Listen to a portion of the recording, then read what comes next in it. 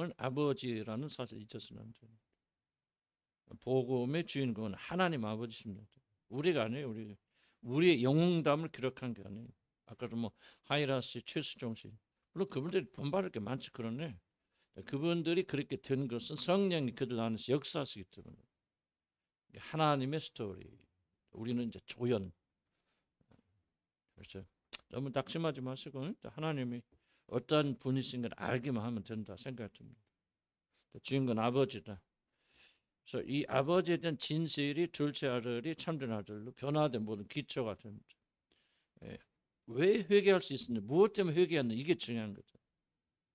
아버지를 몰랐으면 가보세요. 할군데가 아버지 재산 돌아와서 다 도망가서 막 탕진했잖아요.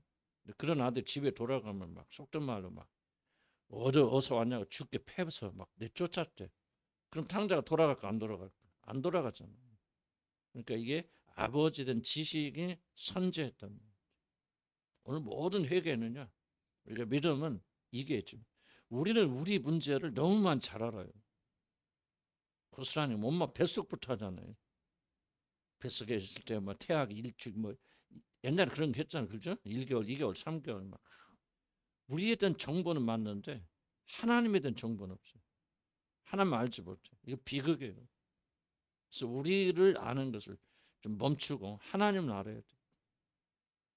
그것이 바로 구원의 굉장히 중요한 핵심이에요. 첫 번째, 아버지는 탕자 요구를 들어준다. 요구를 들어준다. 우리들이 주목하여 볼 것은 아들이 정말 있어서는 안 되죠. 돌아가시다는데 유산 주세요 막 그러면 우리 아들이 와서 막 아버지 막 유산 주세요 그러면 제가 속으로 미친놈 그럴 거 아니에요. 아버지 애비가 돈은 좀 살아있는데 돈 돌라고 이런 싸가지 없는 놈이. 그 당시엔 더 심했겠죠. 그런데도 불구하고 이 말도 안 되는 척을 아버지가 거절하지 않고 들어준다는 말이에요. 성경을 이해하려면 항상 의문을 가져야 돼요. 왜 그랬을까? 하나님 뜻없이 하는 거 없잖아요. 자, 성경은 왜 그렇게 들어줄까? 그는 아들의 미래를 알 수 있었고 때문에 그에게 재산을 주지 않고 말릴 수도 있었잖아요. 어떻게 보면은 그만한 좋은 아버지였다면 이 탕자한테 재산 주면 돼, 안 돼? 어차피 갖다 탕자한테 창녀들한테 그걸 안단 말 아버지가. 그럼 주면 안 되죠. 좋은 아버지라면. 근데 왜 주냐 그러면 줘서 그냥 다 탕진하고 아니 살아왔으니까 게 다행이지. 거기 가서 그냥 그렇게 하다가 죽어버렸대. 그럼 누가 잘못한 거? 아버지 잘못한 거 아니에요? 이게 뭔가 좀 이거는 아버지가 조금은 실수하셨거나 모자라거나 이런 의구심을 자꾸 던져야 성경을 이해하려면 여기서 이제 답이 나오는 탕자 아버지는 모든 걸 알면서도 아들의 요구대로 자신 재산을 나눠주죠. 그러니까 보여 아니까 뭐야 자기 아들이 돌아올까 먼 데서 돌아올 거 쳐다보고 기다리고 있잖아. 모르면 가서 잘 먹고 잘 살 거야 그러면 기다리겠어요. 저는 틀림없이 온다. 언제 오냐. 거지돼서 온다. 다 알고 있잖아요. 그런데도 왜 허락하느냐. 왜 그랬을까? 우리는 결과를 통해서 그 이유를 추측할 수 있죠. 성경 안 나와 있으니까. 결과를 보면서 역으로 추측하는 거죠. 이들이 원하는 대로 들어준 결과가 무엇입니까? 그 결과 이게 중요합니다. 아버지는 아들의 실패와 다시 돌아옴을 통해서 새로운 아들을 얻었다는 거. 이게 엄청나게 중요한 겁니다. 만약 이 아들이 실패 안 했으면 집을 안 나가봤으면 전혀 이 사람은 새로운 아들 그게 바로 누구냐면 첫째 아들이에요. 이 첫째 아들은 뭐 집을 안 나갔어요. 탕질 안 했어요. 그러니까 탕자야. 아직 탕자로 계속 있는 거예요. 이 둘째 아들은 나갔어. 재산 다 말아먹어버렸어. 그래도 아버지 또 돌아왔어. 만났어. 회복해서. 그래서 탕자에서 진짜 아들로 변했는데요. 여전히 지금 탕자로 남아있는 게 누구예요? 큰아들이에요. 큰아들은 왜 그럼 탕자로 남아있습니까? 집을 안 나가봐서 그래요. 나가서 고생하고 들어오면 달라졌을 텐데. 웃은 이야기가 아니고 정말 이게 진리가 이 안에 담겨진 이야기입니다. 나는 한 명도 이런 과정을 통해서 그러니까 이게 창제 스토리는 다 우리들의 스토리입니다. 여러분 우리는 다 이와 같이 창제에서 나갔다가 다시 돌아온 과정을 통해서 하나님의 아들로 거듭나는 거예요. 이게 바로 내 스토리입니다. 정확하게 우리들의 스토리. 근데 불행히도 아직도 나가보지 않은 사람들 모태신앙이 됐던 거 자기 의로움에 그러니까 바리새인들은 뭐예요? 첫째 아들이죠. 한 번도 나쁜 짓 안 해봤어요. 그러니까 그 자기가 죄인인지도 몰라. 그 상태 그대로 남아있지. 그걸 이제 하나님이 이제 우리 주님이 대주에서 말씀하십니다. 자, 아들은 실패와 다시 돌아오는 통해서 아들 얻었다. 이것이 이 탕제킨 여정의 결과. 자, 그럼 집에 들어온 둘째 아들을 보시기 바랍니다. 자신을 어떻게 보면 이제 아들이라 칭함을 받을 수 없는 자라 고백하고 사실 종으로 여겨달라고 아버지 앞에 납작 엎드리죠. 나갈 때는요 기가 셌잖아요. 뭐 얼마나 기고만장해서 아버지 뭐 죽을 때 죽을 거 나 좀 미리 주세요 뭐 하고 세상에 그런 이게 욕이니까 하면 안 되지만 솔직히 호로 자식 아니에요. 그래 들을 때 어떻게 줍니까? 납작해서 들어들잖아요. 나는 아버지 아들이라고 칭함을 받을 수 없나이다. 종이 하나쯤 여기 있어서 완전히 납작해서 겸손해서 엎드려 들으잖아요. 극적인 변화 일어나는 거죠. 참 이게 참 놀라운 거예요. 놀라운 거예요. 겸손해졌고 아버지를 진심으로 경외하고 사랑하는 복된 아들이 되었습니다. 이제 절대 나중에 나오겠지만요. 절대 이 아들은 이 아버지를 결코 안 떠납니다. 첫째 아들은 항상 떠날 준비되어 있어요. 그는 그냥 언젠가 나갑니다. 둘째 아들은 절대 안 나갑니다. 왜 안 나갑니까? 가서 고생해본 것이 아니라 고생을 통해서 다시 돌아오는 과정을 통해서 아버지를 발견하는 거지. 내 아버지가 이런 사람이었구나. 그럼 왜 이 사람이 집을 나갑니까? 첫 번에는 아버지가 누군지 몰랐다는 거죠. 매일 그냥 옆에 있으면 뭐 잔소리는 하고 뭐 내 행복과 내 자유를 다 뺏어가는 사람. 그러니까 아버지 곁에 있으면 나는 숨이 막혀. 그러니까 보니까 돈 돌라고서 막 즉각적으로 처리해가지고 그냥 어쨌든 멀리 떠나버렸어요. 이게 죄라고 말씀드렸죠. 하나님 멀리 떠나가는 것 됐으면 하나님 없었으면 좋겠다. 하나님 뭐라 이래라 저래라 막 상관 안 하고 살았으면 너무 좋겠다. 내 마음대로 살고 싶다. 근데 들을 때는 완전히 다른 존재한테 들었잖아요. 그런데 이 아들은 절대 안 떠납니다. 왜 한번 맛봤기 때문에.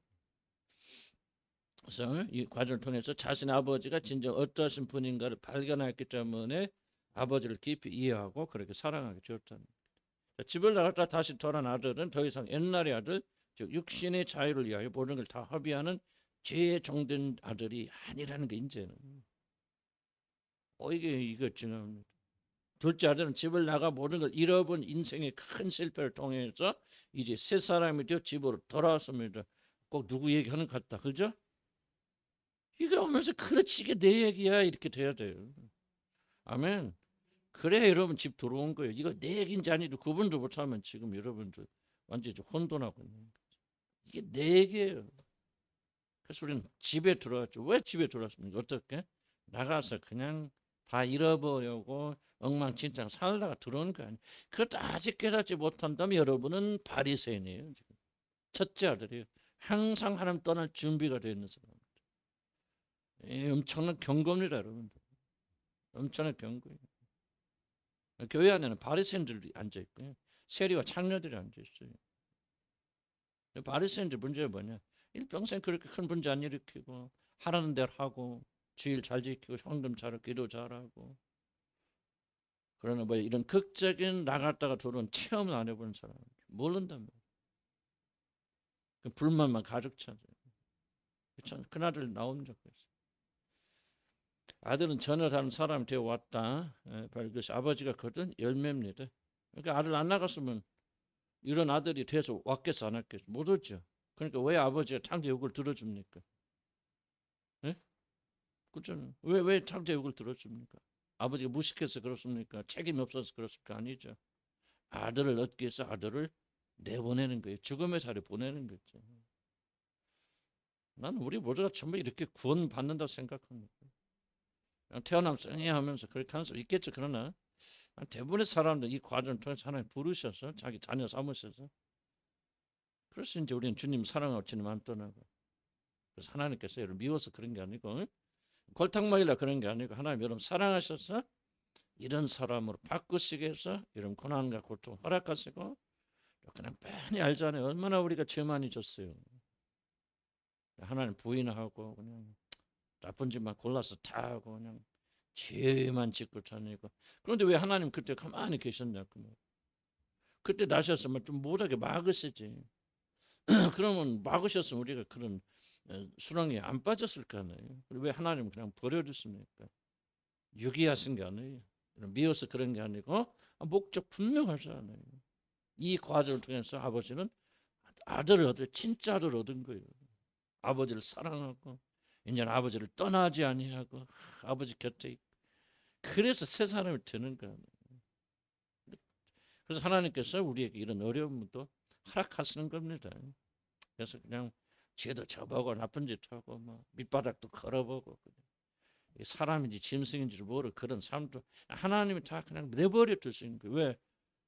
계산이 다 있는 거잖아요. 그래서 그런 과정을 통해서 겪은 사춘기 필요하셨어요. 그래서 진정한 아버지를 알게 된 둘째 아들은 이제 영원히 아버지를 떠나지 않을 것입니다. 아버지와 창자선 이제 끊을래 끊을 수 없는 영원한 사랑의 묶임으로 묶였기 때문에 비로소 이게 내 아버지구나. 이 아들은 자신의 실패를 통하여 자신의 아버지가 얼마나 좋은 분인가 발견하기에 그에게 어떤 유혹이 와도 그러니까 아버지 곁을 떠날까 안 떠날까. 나는 둘째 아들이 영원히 안 떠날 것 같아. 내가 틀릴 수도 있지만 그러고도 떠날 수 있어요? 난 그렇게 생각하죠. 성경 스토리는 그게 아닐 것 같아요. 이 아들은 영원히 이제 하나님만 떠나가는 아버지. 한번 집을 나갔지만 이제 그는 영원토록 아버지 품을 떠나지 않을 것입니다. 아멘. 여러분 하나님 떠날 수 있어요? 떠날 수 있는 사람 나가본 적이 없는 사람이에요. 나가봐서 하나님 사랑을 발견하는 사람은요. 물론 우리가 연약하게 넘어질 수도 있고 베드로처럼 부인할 수도 있어요. 그럴 수도 있어요. 그러나 결코 우리가 자의적으로 하나님 떠날 수 없습니다. 이것이 바로 우리가 나갔다 집에 들어온 자의 특징. 이런 놀라운 결과를 본다면 우리는 이 탕자의 아버지가 자신의 무한한 지혜 가운데 왜 아들의 방황을 허락하는 걸 알게 되죠. 정말 쓰레기 같은 자신의 아들을 참 아들로 변화시키기 위하여 이 지혜로운 아버지는 아들의 어처구니 없는 청을 들어주었고 그가 이런 실패를 경험하도록 그를 잠시 버려둔 것입니다. 그러니까 우리가 과거를 바라보면서 너무 그렇게 낭망할 필요 있겠어 없겠지. 어떻게 내가 왜 이렇게 살았나 봐. 저도 막 과거를 뒤돌아보면 좀 한스러울 때가 많죠. 그러나 그 절망으로 끝나면 안 되죠. 왜 그 기간이 없었다면 나는 하나님 몰랐을 거예요. 난 탕자의 얘기가 내 얘기 정확해. 나는 그 실패와 수치가 없었더라면 나는 주님 오늘날 내가 아는 방식으로 주님 알 수 없었어요. 나는 뭐 잘했다는 거 아니지. 뭐 죄는 죄고 잘못이죠. 부끄러운 건 부끄러운 거. 그러나 그것 때문에 너무 낭망해서는 안 되겠죠. 하나님이 이렇게 구원하시겠죠. 하나님이 허락하신 선물인데 막 그것 때문에 막 여러분이 낭망하고 절망하면 안 되죠. 하는 목적 있잖아요. 그 목적을 위해서 허락하신 거죠. 그런 실패를. 내가 죄에 대한 책임이 없다 그 말을 하고 있는 것이 아니고 그런 큰 목적 가운데서 일어난 일이기 때문에 우리가 막 그거 생각하면서 막 애통해하고 뭐하고 막 그것은 하나님 올바른 자세가 아니에요. 그래서 우리가 우리 실패와 죄를 인정하고 그것 때문에 괴로워할 수는 있겠지만은 그래서 우리를 끌어당기는 절망으로 넘어가서는 안 되네. 그거는 올바른 자세가 아니잖아요. 왜? 그걸 통해서 하나님 영광스러운 자녀로 이렇게 만들어 가시는 거예요. 그게 없었으면 여기 앉아 있겠어요, 여러분들이? 예? 안 앉아 있죠. 자, 이 뻔순이들. 뻔순이가 뭔지 압니까? 아이고, 그죠. 인간 안 얻어 터지 실패 안 하면 안 돌아요 하나님 앞에. 그거는 그런 사람 있을지 모르. 난 그런 한 명도 못 봐서 그럴까. 하나님 다 은혜예요, 은혜예요. 모든 게 은혜예요. 은혜밖에 없어요. 한 번도 죄를 지어본 적이 없는 저 거룩한 천사를 그리스도의 피로 하나 이건 진짜 기가 막힌 계시입니다. 누가 잘났다고 그럴 뜻이 아니고요.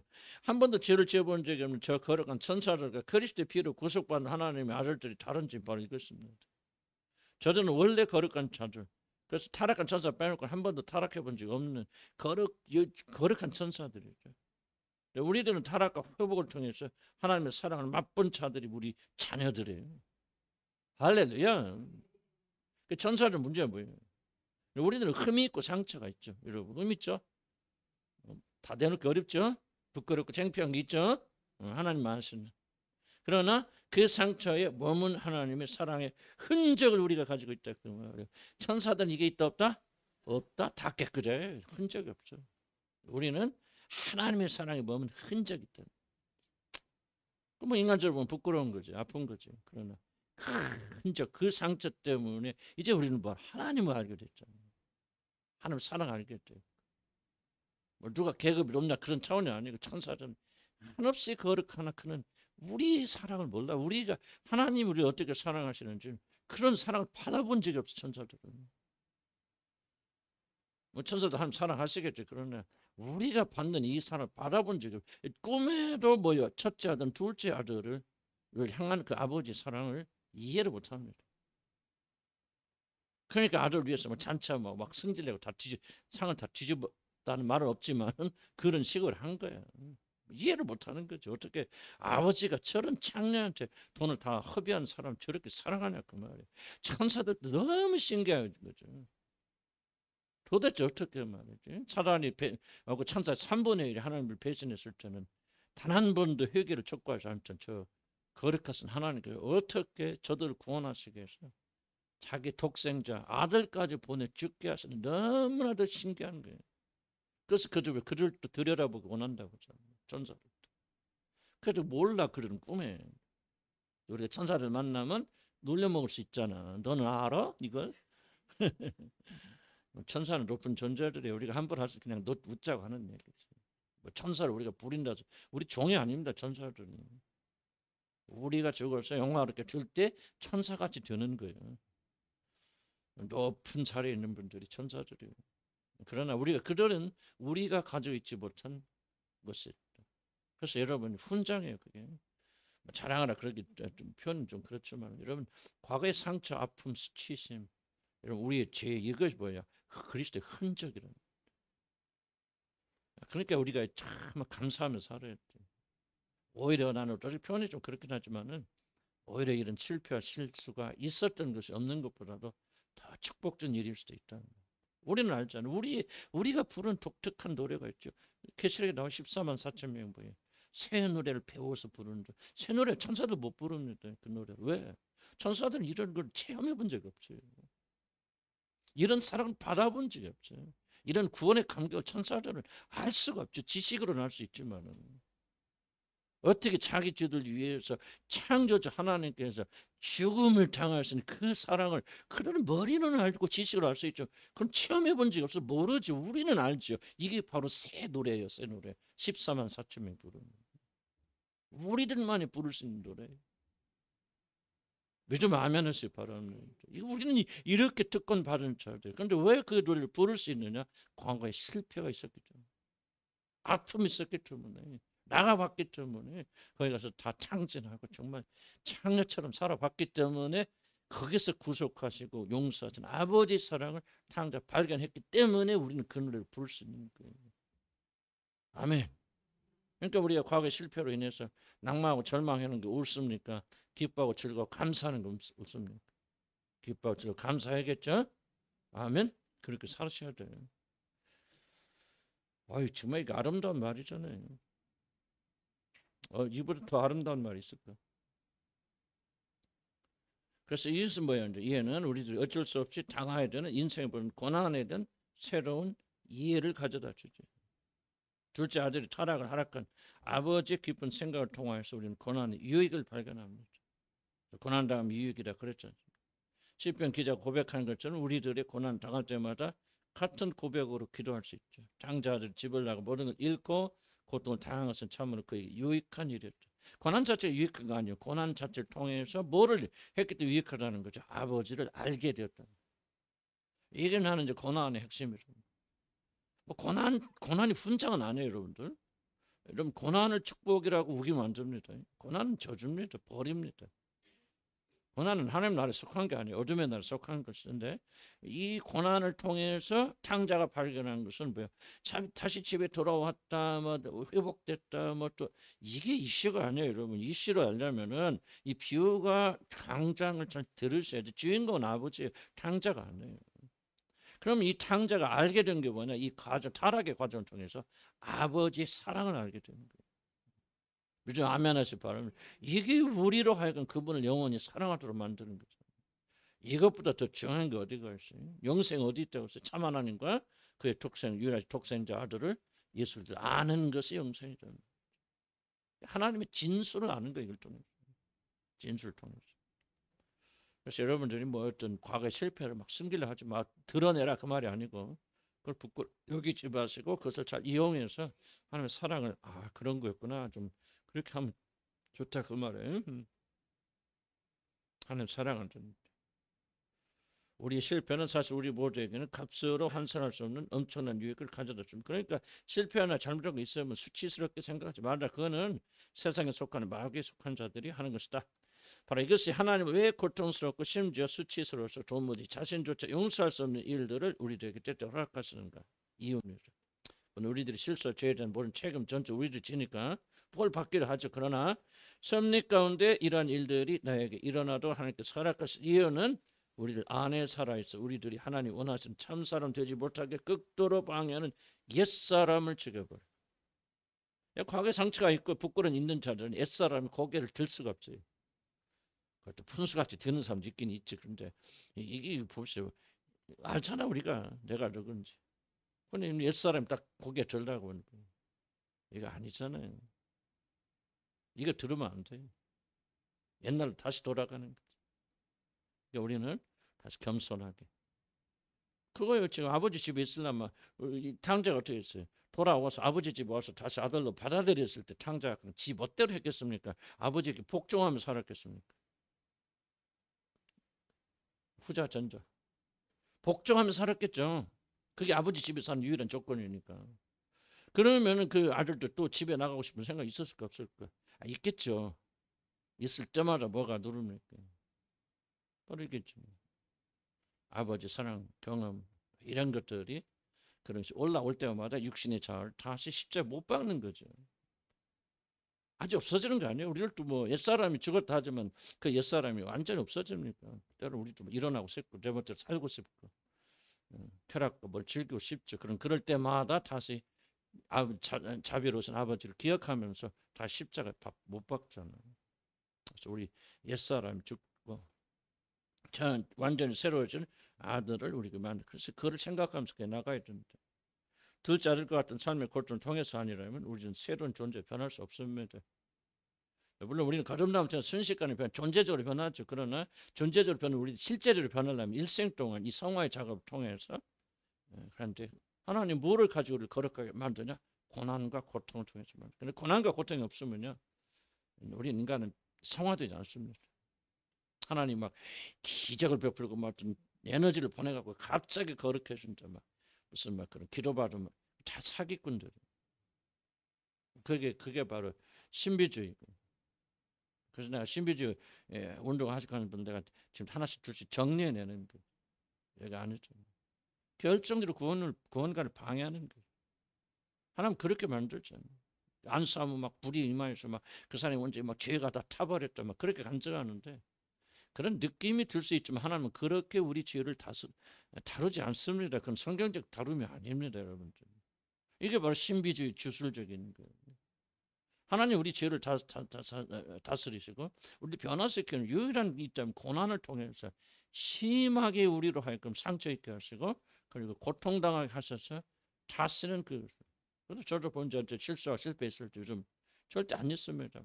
그때 막 수치심이 올라오고 그 생각하고 나 그거를 절대 놓으려고 하지 않아요. 왜? 그 수치심이 나로 하여금 다시는 그런 것으로 돌아가지 않도록 지켜주고 방어해 줍니다. 물론 하나님의 사랑 중요하죠. 그러나 여러분 하나님 쓰시는 방식을 여러분 무시하면 안 됩니다. 우리 실패를 잊으면 안 돼요. 그것 때문에 수치스럽게 여기거나 낭망을 절망하는 잘못된 거지만은 그래서 다시 잊고 다시 탕자가 이제 살만하다 또 한번 나가볼까? 이러면 안 되죠. 그럴 때 뭐를 기억해야 합니까? 돼지 우리를 기억해야 돼요. 난 여러분이 부탁드리고 싶어요. 평생 동안 죽을 때까지 돼지 우리를 잊지 마실 주의를 축복합니다. 그것 때문에 낙담하고 절망과 그것 때문에 우울하는 것은 잘못된 거예요. 그러나 그것을 아예 잊어버리는 것은 여러분이 다시 돼지 우리로 내려갈 가능성이 높아지는 거예요. 절대 잊지 마세요. 그 수치심을. 물론 그 수치심이 절망으로 끝나지 않아요. 그 수치심이 하나님을 영광으로 끝났지만 그 수치심 잊어버리지 마세요. 치를 떨어야 됩니다. 난 다시는 그런 것은 쳐다도 안 보여주고 그런 것은 내가 이름이라도 부르지 않겠다 말이지. 그렇게 해야 돼요. 그렇게 되어서 우리는 죄로부터 승리하는 그런 길이 우리가 생겨난다는 거예요. 고난은 이 탕자에게 고난이 없으면 절대 탕자는 아들을 안 만들어줍니다. 그래서 하나님 고난 허락하시고 나가봐라. 너 다 재산 잃어봐라. 돼지 우리 가서 돼지 먹는 것도 먹어봐라. 친구도 다 보냈어요. 다 모든 걸 끊어냈어요. 홀로 남게 하셔. 광야에 있잖아요. 광야 노래 참, 광야라는 노래 참 참 기가 막힌 가사네. 우리나라 누가 어떤 분이 여자분이 지으셨는데 참 기가 막힌 가사예요. 홀로 광야에 남게 하셨어요. 우리가 믿고 의지할 모든 걸 다 끊어내게 하셔. 오직 하나님만 바라보게. 사도 바울도 그랬잖아요.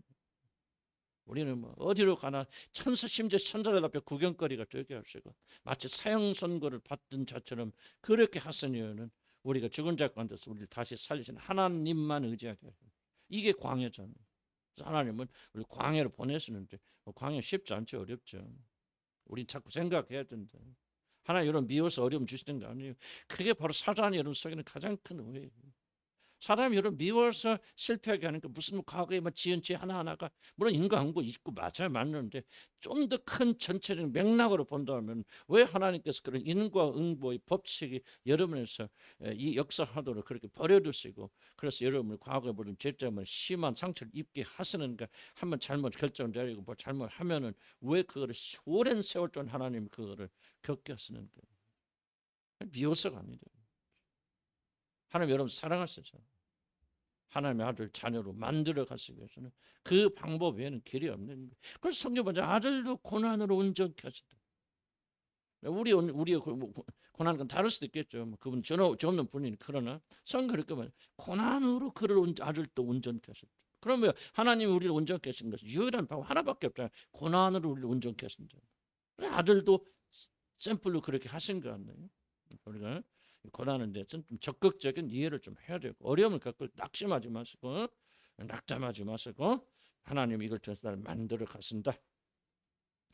그래서 하나님 우리 영광스러운 자녀를 만들시고 실제적으로 마중물처럼 그런 고난을 사용하신다. 그래서 우리 모두는 사실 둘째 아들 같이 수치스러운 과거를 가지고 있죠. 없는 분도 계시겠지만 대부분 있겠죠.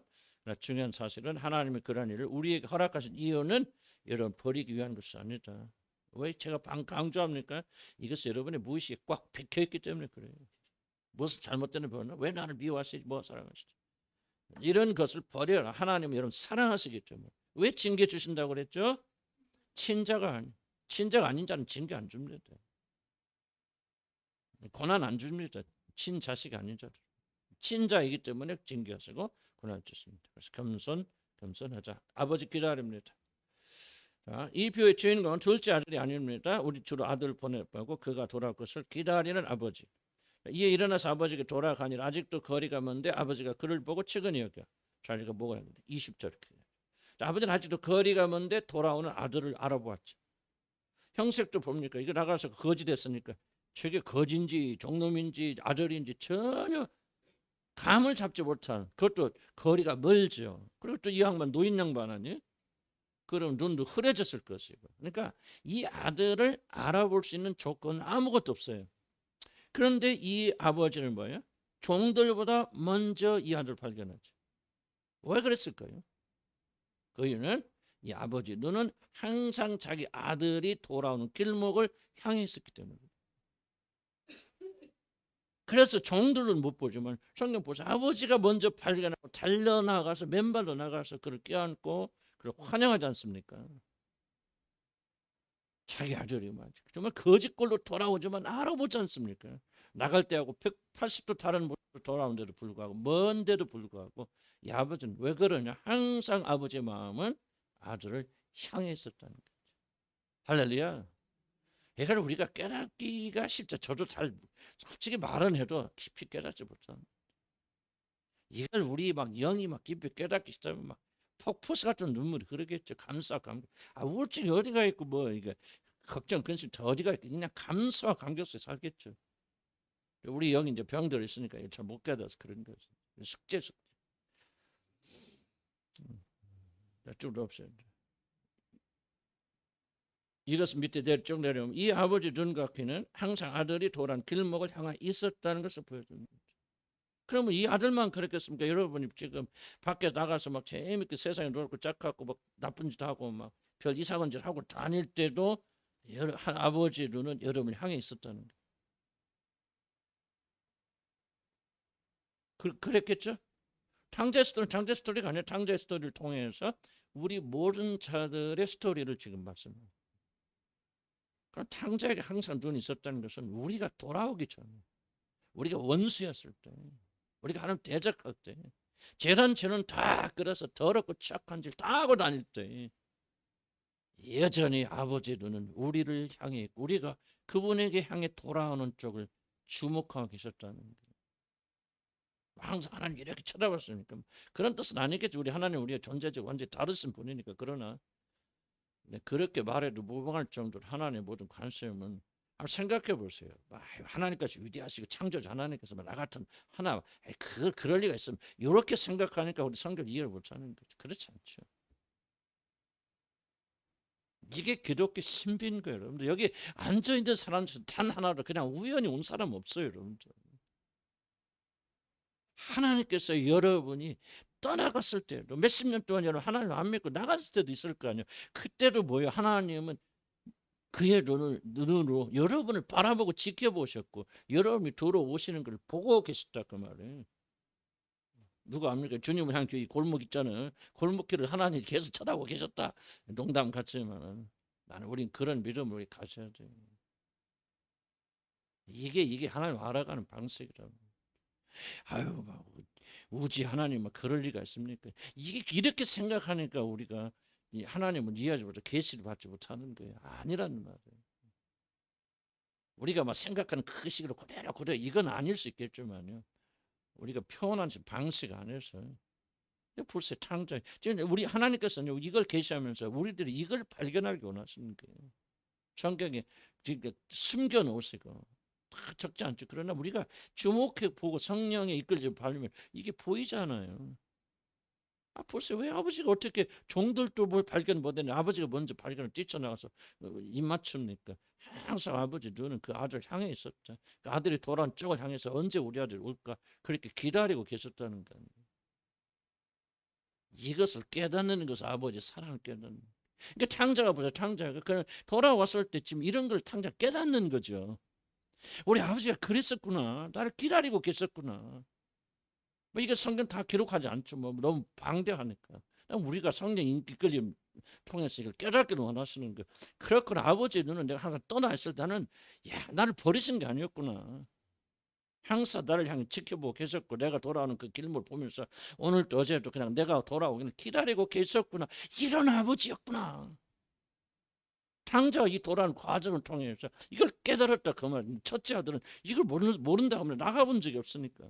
매일 장사 뭐 잔소리만 하는 아버지, 뭐 친구 있지만 파티하라고 야한 말이 안 맞으면 좀 야속하고 좀 그런 뭐 인색한 그런 아버지로는 계속해서 첫째를 깨닫고 있지만 둘째를 나갔다 온 친구는 돌아온 이 과정을 통해서 이 아버지의 놀란 은혜를 깨닫게 되는 그때부터 새로운 차원으로 들어가는 거죠. 이 아들과 아버지 관계는.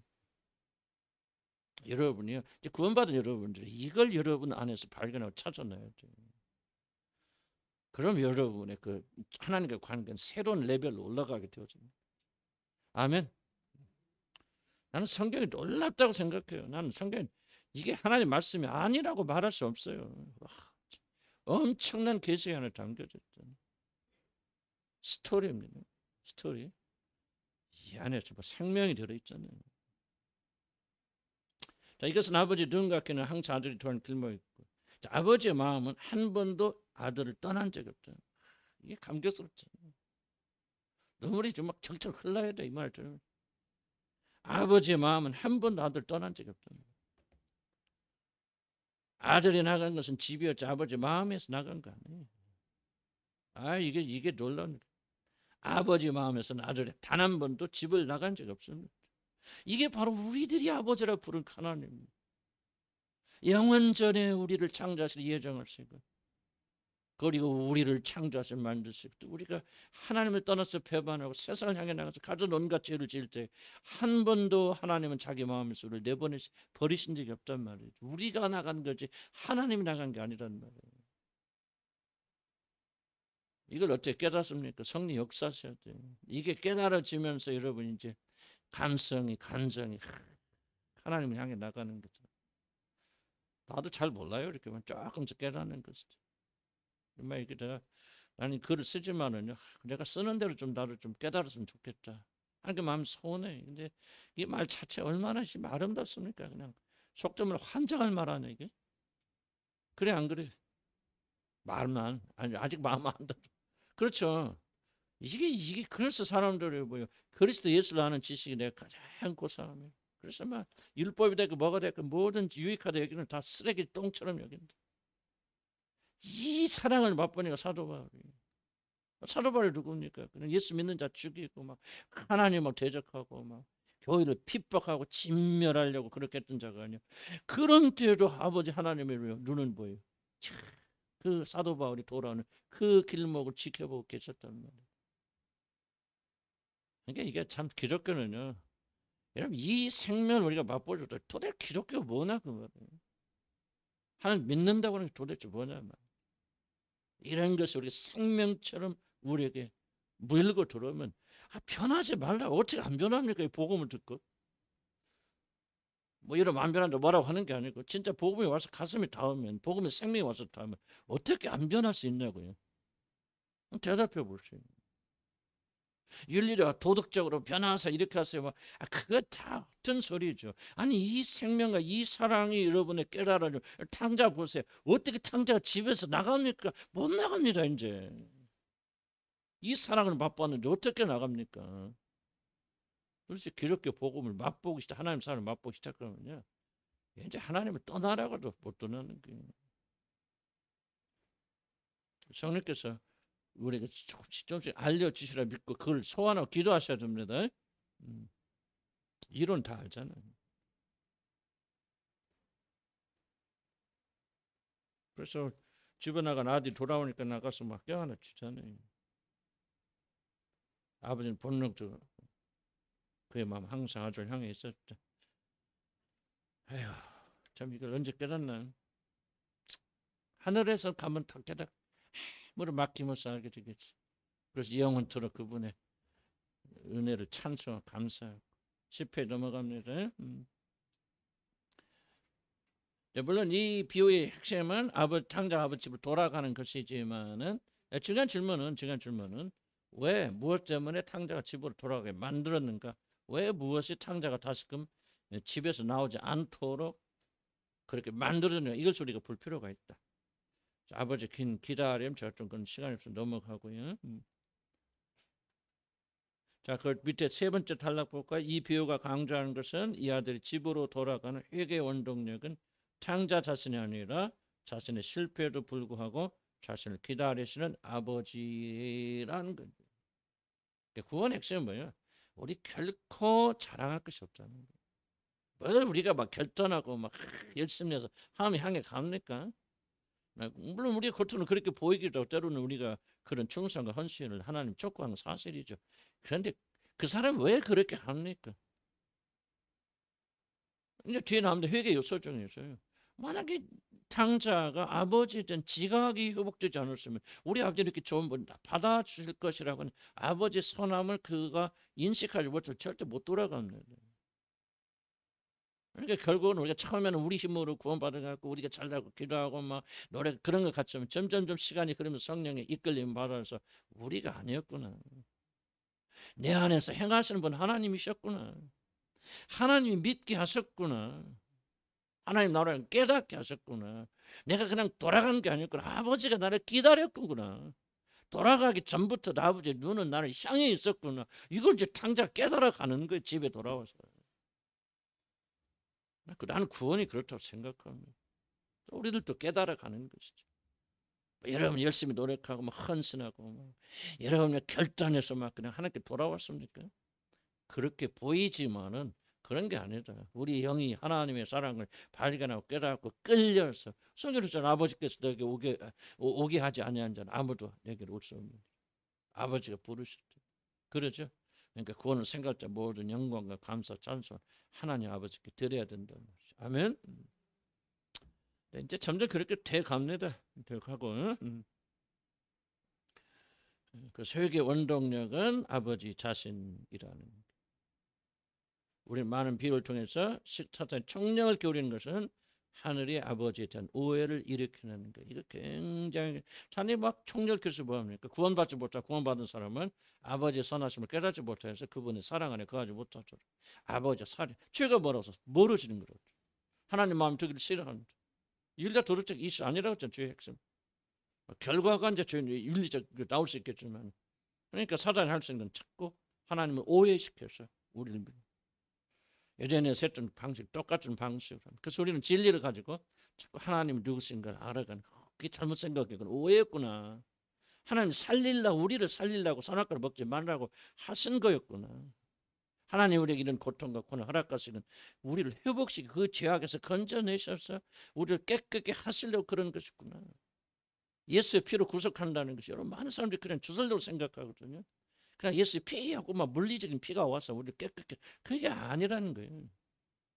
예수의 피가 의미하는 것은 예수의 죽으심과 그 희생과 헌신과 죽으심과 부활하심이 다 얽혀 있어서 그것을 믿는 우리들이 그리스도와 함께 죽고 한 이 모든 과정이 다 들어가 있는 거고, 그리스도의 희생과 헌신과 죽으심과 이 모든 걸 통해서 우리를 건져내서 주에서 회복시켜 주시는 이 놀라운 것이 들어요. 뭐 복잡하니까 그냥 예수의 피로 구원받는다 이렇게 말하는 거죠. 그러나 우리는 그런 의미들을 깊이 있게 깨달아가면서 그렇구나, 예수의 죽으심이 나를 건지시고 깨끗게 정결케 하시는구나 말이죠. 이걸 깨닫게 됩니다. 어쨌든 이번 강조하는 것은 아버지는 기다리고 계십니다. 누가 압니까? 오늘도 기다리고 계신지. 돌아가실 탕자든 나도 탕자지. 지금 우리는 뭐예요? 나는 이렇게 생각해. 저는 집에 돌아가고 있는 중에 그런 탕자예요 지금. 언제 아버지 집에 돌아간 것도 아니고 지금 돌아가고 있는 거 아니에요. 그런 주님 오시는 그날까지 우리는 탕자 돌아가야 돼. 아멘. 3번 아버지는 아들을 찾아 나서지 않습니다. 이거 3번 클라이막스입니다. 제일 중요한 겁니다.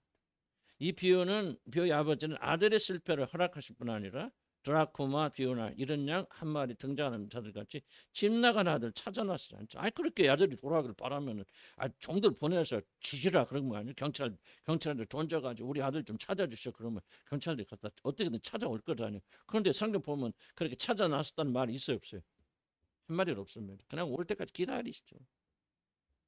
도대체 왜 그러냐 아버지가. 그렇게 자식 사랑하면 찾아 나서야지. 강제라도 모가지를 막 끌고서라도 데리고 와야지. 왜 하나님 그 아버지는 그냥 버려두시는가. 그래서 매수 의아한 일이고 우리는 이 일에 대해서 의문을 가집니다. 왜 아버지는 둘째 아들이 집을 나갈 때도 아무런 조치를 취하지 않았고 집 나간 아들이 돌아오도록 그를 종들을 보내 찾지 않았습니다. 이 비유를 올바로 이해하려면 이 비유는 인격을 가진 인간이 하나님께 돌아오는 과정을 다루고 있다. 앞에서는 뭐예요? 드라코마하고 양은 틀립니다. 거기서 강조하는 거, 선수에 강조하는 거, 찾는 자들의 열심히. 드라코마를 찾는 여주인, 그리고 이런 양을 찾는 목자가 언제 모든 게 초점 맞. 그래서 내가 설명했죠. 거기서 양에다 초점 맞지 않습니다. 양이 왜 이런 양이 어떤 행동을 했는가. 양은 그런 거 없어. 그냥 뭐를 강조하느냐. 이 목자가 한 마리 양을 구하기 위해서 목숨을 걸고 99마리를 위기에 던져놓고 그렇게 간단한 목자 열정만을 강조하기 위해서 이런 양의 비유를 말씀하세요. 그런데 이거는 다릅니다. 당자편 인격적인 사람 등장하잖아요. 인격적 존재인 사람이 어떻게 하나님께로 돌아오는가가 초점 맞춰져요. 그래서 탕자 행위가 상당히 중요합니다. 그래서 이제 회개라는 부분을 따로 지금 이제 다룰 겁니다. 다음 주나 그때면.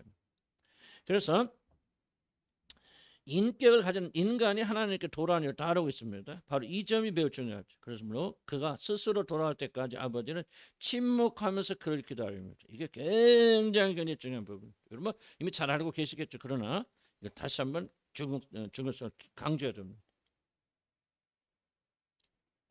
언제까지 기다린다? 이 아들이 자발적으로 돌아올 때까지 아버지는 기다립니다. 침묵 가운데 강제적으로 그를 집으로 데려오지 않는 이유는 집 나간 자가 종이 아니라, 이게 중요합니다. 집 나간 자가 종이 아니라 아들이기 때문입니다. 종은 그 당시 관습으로는 인격들을 채할 필요가 없죠. 집 나가 도망가버리면 종들 데려가서 체포자. 우리나라에 뭐 있었지. 옛날에 종 도망가면 잡아오는 사람 추노꾼이라는 사람이 있죠. 그래서 딱 보내면 그 사람들이 가서 잡아오잖아요. 만약 종이었다 하면은 아버지는 종들을 보내서 그를 잡아왔을 거예요. 근데 왜 안 잡아옵니까? 아들이기 때문에.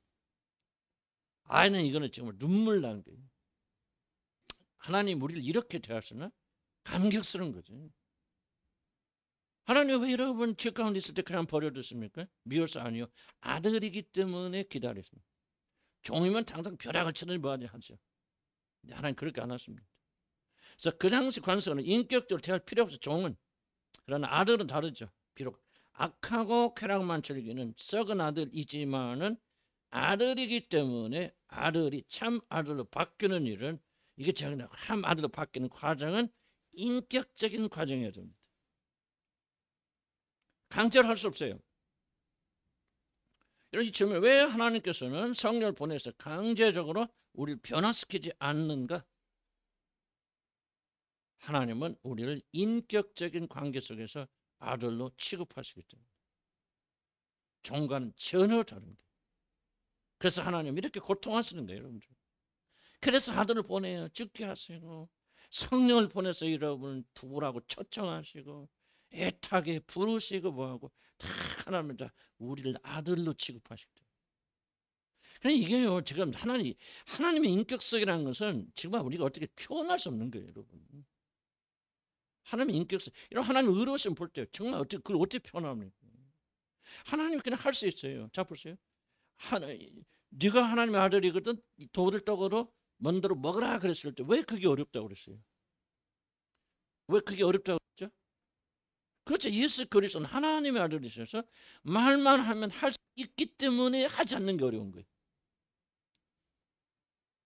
무슨 말인지 아시죠? 우리는 하라고 그래도 할 능력이 없어. 하나도 안 어려워. 나는 그런 시험을 쉽게 넘어갑니다. 왜? 능력이 없으니까.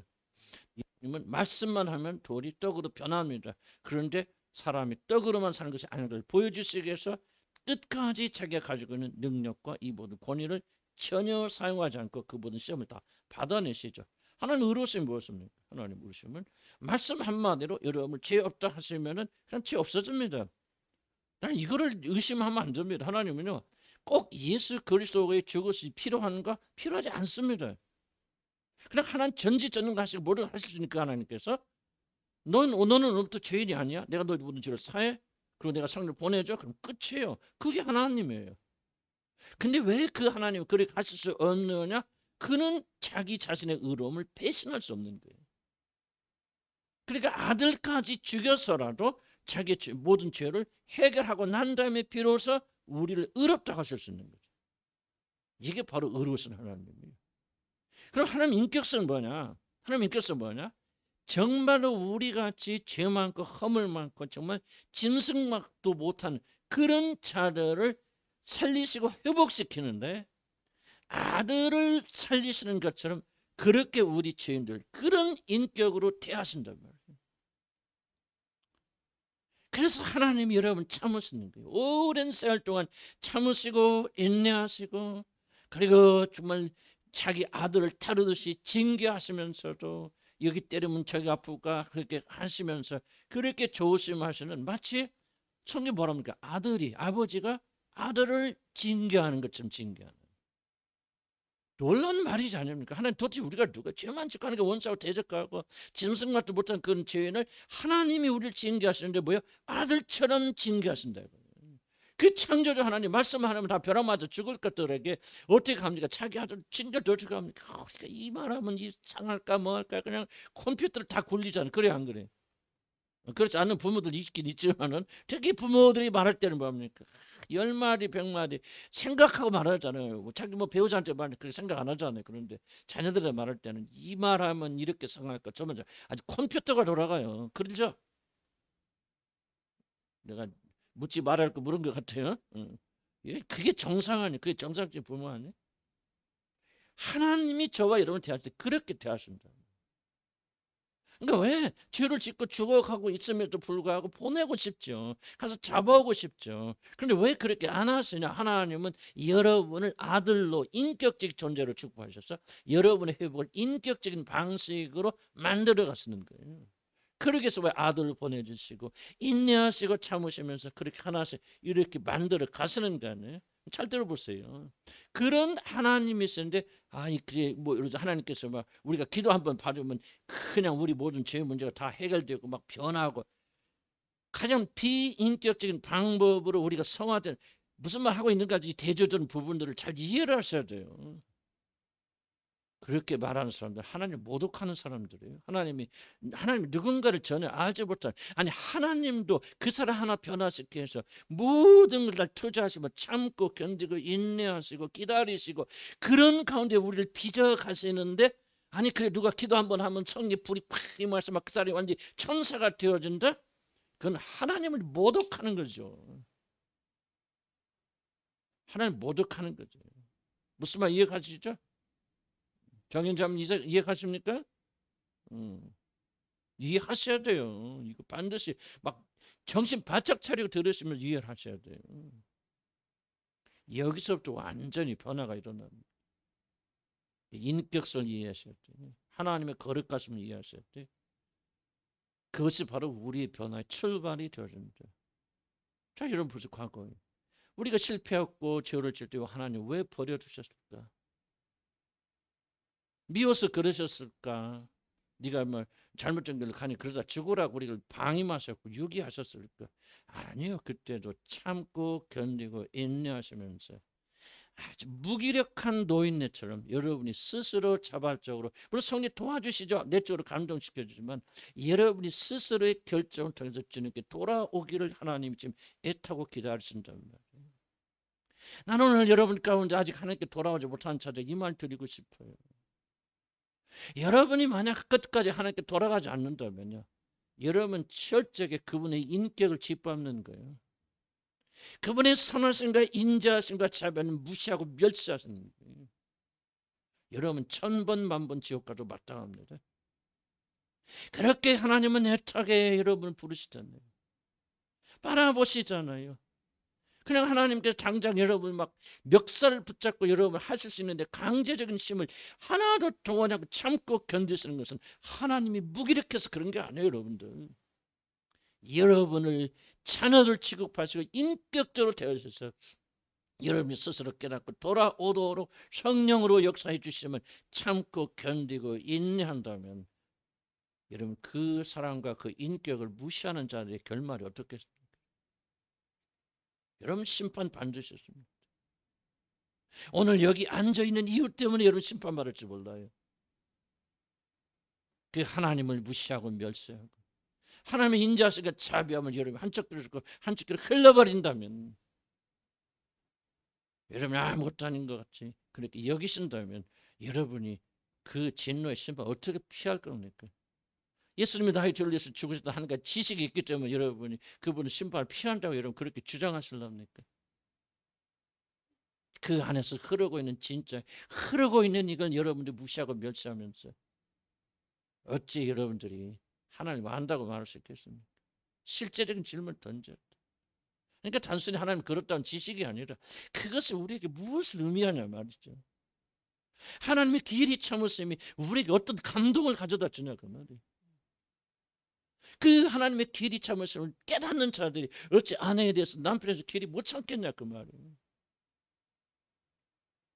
잠깐 우리가 넘어질 수도 있고 실수할 수 있겠지만 어찌 그걸 다시 회개하면서 아 하나님의 길이 참으심으로 인자심으로 나를 이렇게 인격적으로 대하신 그 인격적인 대하심으로 내가 구원받았는데, 그래서 하나님의 영이 우리 안에 거하시는 자들이 어찌 자기 옆에 있는 자들 인격적으로 대하지 못하겠느냐. 뭔가 잘못됐죠. 뭔가 잘못됐어요. 우리가 보고 보면 알지 못하는 거예요. 여러분들. 구원받지 못했다는 얘기를 하는 게 아니에요. 우리가 구원을 전혀 이해하지 못하는 구원이 무엇인지. 그래서 우리는 빨리 구원을 이해해야 돼요. 이 안에 담겨져 있는 어떤 지식과 여러분 진리를 거기서 머무르지 마시고 이 안에 무엇이 하나님 하트가 어떻게 표현되어 있냐 말, 어떻게 드러나 있냐 그 말이죠. 아버지 품에서 무엇을 지금 하나님은 자기를 드러내고 계시하고 계시는가 그 말이에요. 하나님 가서 얼마나 쉽습니까? 가서 호호 데려오기만 해. 건져 이렇게 하실 수 있는데 끝까지 참고 견디시는 아버지 이 고통을 여러분 아시나 그 말이죠. 이 아버지 인내를 여러분 아시나 그 말이에요. 정말 당장 보내서 당장 우리 집은 잡아올 수 있는 그 아들을 1년, 2년, 3년, 10년을 기다리시면서 들어오기를 기다리는 아버지 심정을 여러분 아시나 그 말이죠. 그럼 이것을 계속 짓밟는 여러분들이라면 그 진노의 심판을 여러분 어떻게 피하겠냐 그 말이에요. 그래서 우리가 그분을 알면은 사람 변하게 돼 있어요. 안 변하는 건 잘못하는 거예요. 안면하는 것 여러분 복음은 지식적으로만 접근해 들어가는 게 여러분 복음 잘해서 뭐 복음 뭐 경진대회 나가실랍니까? 복음 경시대회 있습니까? 그거 아니잖아요. 복음을 아는 것이 뭐 그게 중요합니까? 복음의 정신, 복음의 생명이 우리를 지배하여서 우리로 하여금 복음의 생명이 흘러나가야 되는데 저부터 그걸 잘 못하니까 이게 아니잖아요. 여기서 우리 다시 회개하고 다시 한번 깨닫고 그렇게 나가는 거 아니에요. 자, 그다음 봅시다. 좀만 더 합시다. 시비에 눌려 강제로 그리고 억지로 하는 것은 결코 그 사람의 마음을 움직이지 못하죠. 생각해 보십시오. 만약 아버지가 중간에 종들을 보내 강제적으로 이 아들 끌고 왔다면은 이 아들은 단연코 또 집을 나갈 것입니다. 그러나 이 아들은 100% 순수하게 자신의 의지로 돌아왔기 때문에 그런 어떠한 일이 있어도 자신은 아버지 집을 떠나지 않을 것입니다. 바로 이것이 자발적인 결단입니다. 아버지는 아들을 어때 이렇게 자발적으로 아버지께 돌아오는 아들이 되기를 원하셨기에 처음부터 그가 원하는 대로 재산을 나누어 줬고 그 아들이 스스로 제 발로 기어올 때까지 기다렸단 말이죠. 하나님의 인자심을 멸시하지 말라. 왜? 시간이 딱 오면 이제 하나님 인자심 끝납니다. 하나님의 심판대 앞에서 인자심을 기대하는 자들까지 어리석은 자들 없습니다. 전혀 하나님 인자하시면 하나님 심판대에서 드러나지 않습니다. 오직 진노만이 무서운 진노만이 그 심판대 나오고 누가 압니까? 오늘 이 날이 마지막 이 복음을 듣는 날이 될지 아무도 모르죠. 내일 주님 오실 때 오늘 나가다 여러분 죽을지 누가 압니까? 아무도 장담 못하는 복음을 듣고 너희 마음을 강팍하게 하지 말고 그 말을 듣고 무시한 이스라엘처럼 본받지 마세요. 마음을 새롭게 하여서 우리가 이 복음을 받아들였다. 복음은 책임이에요. 무서운 겁니다. 그러나 동시에 여러분 그 마음속에 들어가게 되면 모든 면에서 우리는 변화가 된다는 것. 또 더 하면 좀 길어지고 그러니까 여기까지 마칩시다. 아멘. 오늘은 뭐 지식보다도 아버지의 마음을 좀 품고 왔으면 좋겠다. 그래서 그런 마음 가지면 성령께서 가르쳐 주시고 이끌어 주시고 이제 머리 지식은 다 알잖아요. 모르는 사람 누가 있습니까? 머리 지식이 우리 가슴으로 내려와야 될 때다. 그래서 가슴으로 알자. 우리 주님을 향한 교인들은 뜨겁게 알자. 주님을 사랑하지 않을 수 없고 우리 하나님을 사랑하지 않을 수 없는 벅찬 감격. 그리고 하나님에 대한 오해 좀 풀자. 언제까지나 어휴 하나님 아버지는 나만 그렇게 미워해. 그런 있잖아. 어렸을 때 딸들이 그러냐. 엄마는 맨날 나만 붙잡고 그래 막. 해본 것 같다 내가. 그런 말 하잖아요. 근데 그 습성이 오늘도 우리가 남아있을 수 있죠. 오 풀잖아요. 아버지 이 기쁜 심정을 좀 이해하셨습니까? 뭐 많이 듣지만 좀 새롭잖아요. 그죠? 아버지 이 깊은 심정을 누가 합니까? 성령께서 하십니다. 성령께서 가르쳐 주시고 그래서 우리 아버지를 사랑하고 깨닫고 아버지 뜻대로 집에 돌아가 오늘 좀 머뭇거리지 마시고 자꾸 여러분 결단하셔야 됩니다. 물론 성령 역사지만요. 우리는 자꾸 결단해야 돼요. 매일 결단해야 돼요. 결단해야 돼요. 아버지께 돌아가기로 결단해야 돼요. 창자가 처음부터 비행기 타고 갔겠습니까? 한 발자국 한 발자국 그 먼 길 걸어가면서 아버지를 향해 갔겠죠. 돌아오고 싶은 때도 있었고 중단하고 싶은 때도 있었겠죠. 그러나 그는 끝까지 참고 견디며 아버지 집을 향해 가자. 하나의 과정이에요. 과정. 오늘 그 일을 시작하기를 난 주님을 간절히 축복합니다. 기도합시다.